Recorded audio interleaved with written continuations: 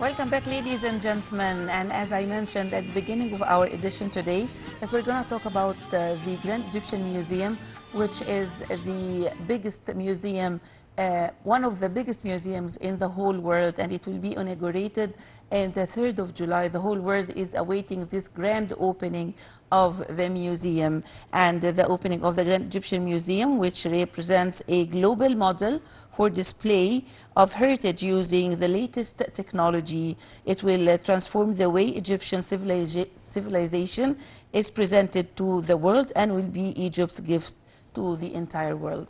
And to shed more light on this topic, we are delighted to be joined over the phone by Dr. Yehia Abdel Qader. He is a Ministry of Tourism counselor. Good morning, sir. Good morning. Thank you very much for joining us today on ITV International. I would like to start first by the preparations underway for the Grand Egyptian Museum opening. Well, luckily yesterday I was visiting the Grand Egyptian Museum. Okay. I spent around 3 hours. And really I witnessed, like the smooth operation, of the museum, its facilities, receiving the guests, and conducting the tours. And providing all facilities, like transportation and, like processing and going up to the main galleries. So really, inshallah, shortly, I will witness the grand opening of the museum. And it's going to be a world reflection with the volume of visitors internationally and locally that, like will line up to, like to check on this international and world icon. Yes, of course. Yeah. Dr. Yehia, very good morning to you. Good morning. Yes, celebrating the International Museum Day, and it's special in this year, particularly under the title of the Future of Museums. And I'd like here to highlight a statement from the Minister of Tourism and Antiquities a couple of days ago concerning the GEM. It will not be only the biggest ever or one-of-a-kind museum worldwide, but it will be like a global hub for all the students and researchers in Egyptology and archaeology. How do you elaborate on this? Well, really, this is quite true. Like myself, I was with a delegation, and like interesting to follow up with this. And the Grand Egyptian Museum is going to be an educational center, like for Egyptology, for archaeology, for civilization and world heritage. Especially it has a sophisticated library, children's museum, auditorium.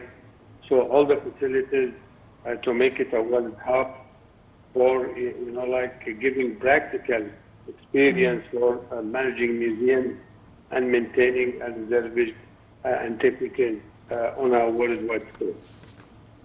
Yes.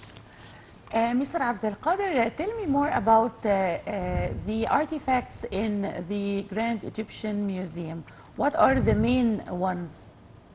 Well, actually, we have like, like the staircases, the 3 levels, like the religion, eternity, kings and pharaohs of Egypt. And then we have 12 galleries that unite the Egyptian, heritage and civilization from pre-dynastic to Old Kingdom, Middle and New Kingdom as well.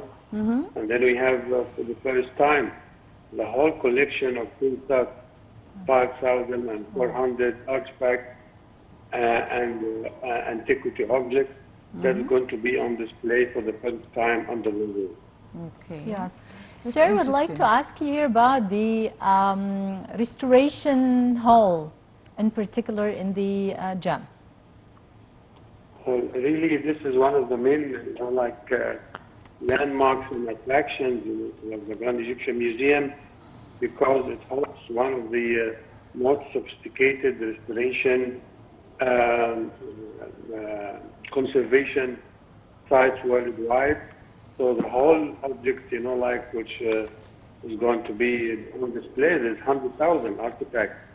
So all these went through for long years, processes of conservation, restoration, and rehabilitation, and especially the King collection. And there's an international crew working side by side with Egyptian professionals on doing the restoration process and the conservation for the antiquities that date back to over 4,000 years ago. Mr. Abdel, tell me more about the international collaboration in this process. Well, there is international organizations, yes, like working hand in hand with the Egyptian Authority, Ministry of Tourism and Antiquities.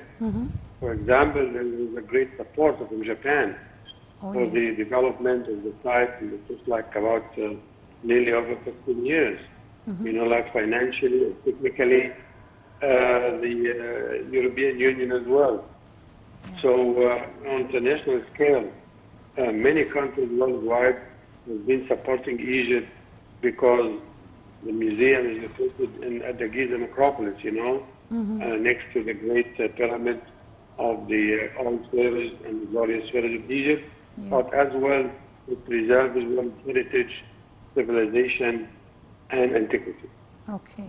Yes, so Dr. Yehia, I'd like to ask you here concerning the promotion for the great opening of the gem. How we can get benefit of the visits of the European presidents like the French President Emmanuel Macron and the other European and African presidents to the museum. How we can get benefit of this in promoting or in using also the techniques of the AI? Well, really, as I said, I was yesterday at the museum, and there are celebrities, like on a daily basis, that they come, like through their official trips and the mission to Egypt. Visiting the President like Fatah Sisi, and part of, like as a tour, they go to visit the Grand Egyptian Museum. We have seen the French President, we have seen representatives of the U.S. Delegation, and we have seen like African chiefs, like and presidents and kings. So really around the globe there are celebrities and top officials worldwide presidents to come and visit the museum. So this is a great opportunity because that highlights, how the countries, and citizens, they will become and visiting Egypt, inshallah, after the grand opening of July 3rd. Which is going to be a great celebration and manifestation as well. Dr. Abdel Qader, in what ways does the museum engage local Egyptian communities in this process? So, can you repeat this again? I'm talking about the local Egyptian community collaboration in the Grand Egyptian Museum preparations for opening. Yes, there are, a good number, of societies, associations, institutions locally, universities, and cultural centers, and the embassies as well, like in Egypt. So all the groups, they lining up to support, the museum, with the Children's Museum. There are events and concerts that performed over there. I've been there myself, and I saw young men and women, supporting and helping the visitors. So really, it's a very small operation. And we are going to see and reap its fruit shortly, inshallah, for the grand opening. Yeah, my question to you, sir, is again concerning the AI and how to use it to the optimum for the promoting the visits to the gem or the touristic sector in Egypt in general. But in short, please. Of course, the whole world now is, applying, the techniques, of the artificial intelligence. It's a management and operational process that's doing, great achievements worldwide. And all of the, technology advances is currently, applying to the Grand Egyptian Museum. And the Ministry of Museum is going to use it to marketing and promotion and operation, and we are going to see its benefits very soon. Yeah. Dr. Yehia Abdel Qader, Minister of Tourism Counselor, many thanks for being with us and have a nice day. And by this, ladies and gentlemen, we come to the end of our today's episode of our breakfast show. Many thanks for being with us and many thanks for being with me, Javier. Thank you, ladies and gentlemen, and please stay tuned.